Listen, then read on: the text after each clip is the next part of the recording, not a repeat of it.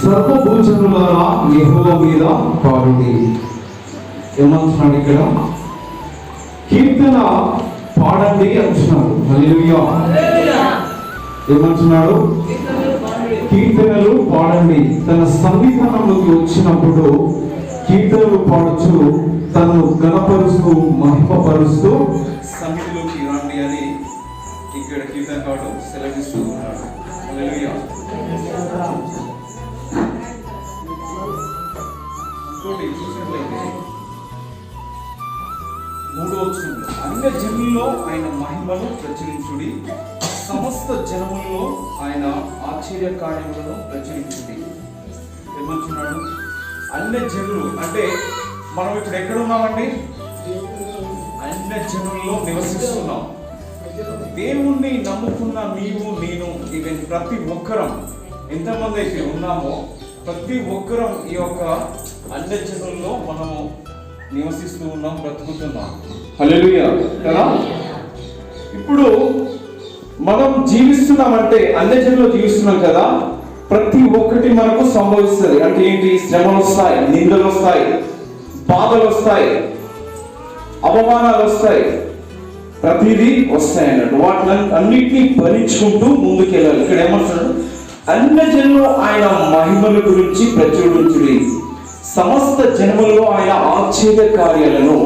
తన గురించి నీ జీవితంలో దేవుడు ఏమైతే చెప్పినాడో ఆ ప్రతి ఒక్క దాన్ని నీ ఇంటి పక్క వారిని, నీ చుట్టుపక్కల వారిని, నువ్వు చేసే ఉద్యోగంలో నీ అధికారులకు, నీ ఫ్రెండ్స్ కి, నీ ఫ్యామిలీ మెంబర్స్ కి, ఈవెన్ ప్రతి ఒక్కరికి తన గురించి చెప్పండి, ప్రచురించండి అని ఇక్కడ కీర్తనకారుడు సెలవిస్తూ ఉన్నాడు. ఆశ్చర్య కార్యం అంటే నీ జీవితంలో నువ్వు చర్చికి అంటే దేవుని కాంచి ఎప్పుడైతే నమ్ముకున్నావో అప్పటి నుండి ఇప్పటి దాకా నీ జీవితంలో ఏ కార్యాలు, ఏ అద్భుతాలు, ఏ ఆశ్చర్య కార్యాలు అయితే దేవుడు చేసినాడో వాటిని గురించి చెప్పడమే సువార్త. హల్లెలూయా. అవి ఎవరికి చెప్పాలంటున్నాడు? అన్య జనుల్లో. అన్య జనులు అంటే ఎవరు? మన పక్కన ఉన్న వాళ్ళు, వాళ్ళే, వారందరికీ చెప్పండి అని ఇక్కడ సెలవిస్తూ ఉన్నాడు. యెహోవా మహాత్మ్యము గలవాడు, ఆయన అధిక స్తోత్రము పొందదగిన వాడు, సమస్త దేవతల కంటేను ఆయన పూజనీయుడు. Praise lord. హల్లెలూయా. సమస్త దేవతల కంటే ఈ భూమి మీద 33.5 కోట్ల దేవతలు ఏవైతే ఉన్నాయో వాటి కంటే కూడా ఈయన ఏంటంట? పూజనీయుడు, మహానీయుడు, మహాగణుడు, ఆశ్చర్య కార్యాలు, అద్భుత కార్యాలు చేయదగిన దేవుడు. ఆయన కార్యాలు అందుకే అతను ఏం చేయాలి? తనని పూజించాలి, తనని మహిమపరచాలి, తన మహిమల గురించి అందరికీ ప్రచురించాలి. హల్లెలూయా కదా. జన్మల దేవతలు అందరూ వట్టి విగ్రహములే, యెహోవా ఆకాశ విశాలమును సృజించిన వాడు. ఏమంటున్నాడు? విగ్రహాలు ఏవైతే ఉన్నాయో అవన్నీ ఒట్టి కేవలం విగ్రహాలు మాత్రమే అని ఇక్కడ స్పష్టంగా సెలవిస్తున్నాడు. అర్థమైందా? 100% అవి ఏంటంట? ఒట్టి విగ్రహాలే, కేవలం అవి విగ్రహాలు మాత్రమే అని ఇక్కడ సెలవిస్తూ ఉన్నాడు. కాబట్టి నేను పరిశుద్ధ దేవుడు కాబట్టి నన్ను ఘనత ప్రభావాలు కేవలం దేవుడికి మాత్రమే చెల్లించాలి. ఎందుకంటే ఆయన ఆకాశాన్ని, భూమిని, నీళ్ళని, నింగిని, నేలని, ప్రతి దాన్ని సృజించిన వాడు దేవుడు. ఆయనే యేసు ప్రభుల వారు యెహోవా దేవుడు. Praise lord. హల్లెలూయా. ఘనత ప్రభావాలు ఆయన సన్నిధిలో ఉన్నవి, బల సౌందర్యములు ఆయన పరిశుద్ధ స్థలంలో ఉన్నవి. అర్థమైందా? ఆయన సన్నిధిలో ఏమున్నాయి? ఘనత ప్రభావాలు, ప్రతిదీ పరిశుద్ధ తన స్థలములో అనని ఉన్నాయని ఇక్కడ సెలవిస్తూ ఉన్నాడు. హల్లెలూయా. ఇక్కడ ఒక పాయింట్కి వెళ్ళినప్పుడు సువార్త గురించి ఇక్కడ ఏమంటున్నాడు? ప్రతి ఒక్కరూ తన సువార్త అనేది ప్రకటించాలట. అవునా కాదా? ప్రతి ఒక్కరూ ప్రకటించాలి. ప్రతి ఒక్కరూ తన దేవుడు చేసిన ఆశ్చర్య కార్యాలను, అద్భుత కార్యాలను, ప్రతి దాన్ని నేను ప్రకటించాలి. మనం ఒక్కరు నమ్ముకోగానే సరిపోదు అంటున్నాడు కదా. మనం ఒక్కరు దేవుణ్ణి నమ్ముకోగానే సరిపోదు, ఆ యొక్క బాధ్యత నీ మీద నా మీద అనేది ఉన్నది. హల్లెలూయా. ఒక దేశంలో చెప్తున్నాను వినండి, ఒక దేశంలో అది ఒక రాజు ఉంటాడు. ఆ రాజు బహు క్రూరుడు, అంటే చాలా అహంకారం గలవాడు. తాను ఆ ఊర్లో ఉన్న ప్రతి ఒక్క మనిషిని, అంటే యూదులు ఎవరైతే ఉన్నారో యూదులందరినీ తాను ఏం చేస్తాడు, చంపేస్తాడు. తనకు యూదులు అంటే గిట్టదు, అంటే తనకు యూదులు అంటే పడదండి. అయితే ఏం చేస్తాడంటే ఒక టెలిఫోన్ ఒకప్పుడు మనం టెలిఫోన్ బూత్ మన ఉండేది తెలుసు కదా, సూర్యపేటలో అనేది ఇట్లా ఎస్టీడీ బూత్ లాగా ఉండేది. మన ఇక్కడ బస్ స్టాండ్ దగ్గర ఉండే అప్పుడు నేను చిన్నప్పుడు, అంటే అన్ని ఫోన్స్ వచ్చాయి కాబట్టి ఇప్పుడు లేదు. ఆ టెలిఫోన్ బూత్ లో 2-3 పడతారు. ఏటీఎంస్ అంటే తెలుసుగా మీకు, ఏటీఎంస్ అంటే ఎంత ఉంటుంది, అగో అంత ఉంటుంది. దాంట్లో మొత్తం ఆక్సిజన్, ఒక విషవాయువు అనేది దాంట్లోకి వదిలి అందులో ఒక్కొక్కసారి 3-4 వదిలేసి ఆ విషవాయువుతో వారిని చంపడం జరుగుతుంది. ఆ విధంగా ఆ యొక్క రాజ్యాన్ని పరిపాలించే రాజు ఆ యొక్క ఊరి వాళ్ళని, యూదులని ఆ విధంగా చంపేటోడు అన్నట్టు. యూదులంటే తనకు అస్సలు పడదన్నట్టు. ఆ విధంగా 2 లక్షల మంది జనాంగాన్ని టోటల్ మొత్తం అట్లా 3 రోజుకు 3, 4, 5, 10 మందిని ఆ విధంగా చంపేటోడు. ఆ విషవాయు మొత్తం లోపలికి డోర్ వేసేసి లోపల విషవాయు పంపిస్తాడు. ఆ 3 పంపి విషవాయు పంపించేసి డోర్ లాక్ చేసేస్తాడు. ఆ విషవాయువుకి మొత్తం ఇక తట్టుకోలేక మొత్తం పొగ లోపలికి వెళ్ళి మొత్తం చనిపోతారు అన్నట్టు. హల్లెలూయా కదా. ఆ విధంగా 2 లక్షల మంది, 2 లక్షల తలకాయలు ఆ ప్రాంతంలో ఇప్పటికి కూడా ఉన్నాయట. అయితే ఒకరోజు అట్లే చంపుతుంటే ఒక పెద్ద ఆయన ఉన్నాడు. తనకి ఒక 11 సంవత్సరాల కుమార్తె ఉన్నది.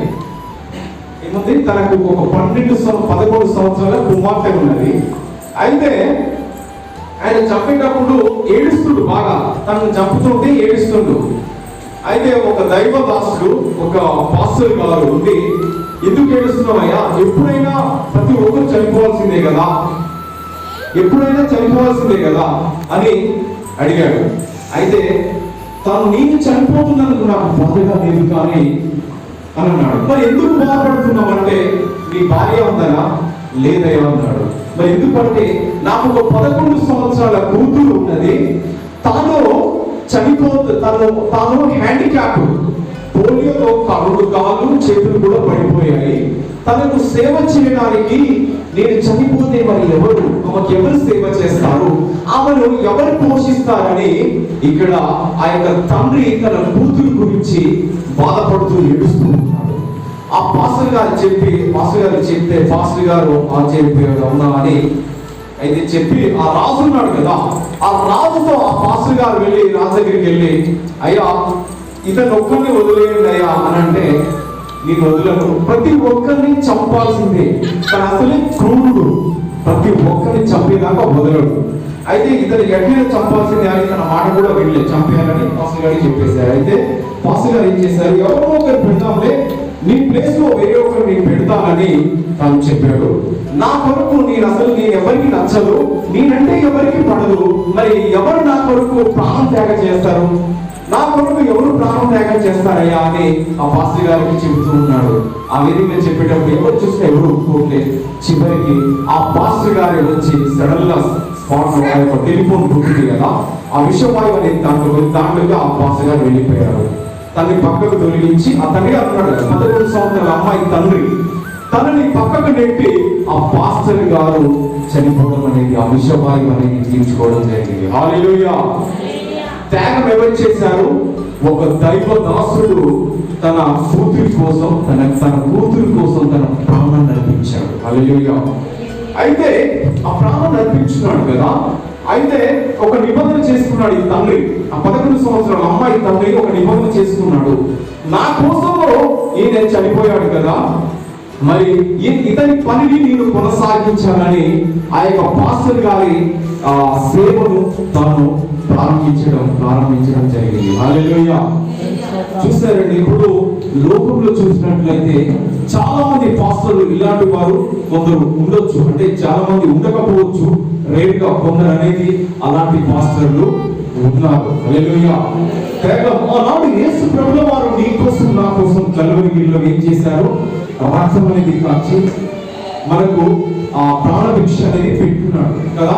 ఆనాడు ఆ విధంగా కల్వరి శిలువలో తాను రక్తం కార్చున్నాడు కాబట్టి మనం ఏం చేసాం? ఈనాడు నేను రక్షణలోకి వచ్చినాం కదా. ఆ విధంగానే ఆ యొక్క యేసు ప్రభువు వారిని గుర్తు తెచ్చుకొని ఆ పాస్టర్ గారు తను కూడా బలి అయిపోయాడు, ప్రాణం అర్పించున్నాడు తన కోసం. హల్లెలూయా. నమ్మకమైన దేవుని సంగమా, మరి మనం దేవుని కోసం ఎంత శ్రమ పడుతున్నాం? సువార్త అనేది చెబుతున్నామా?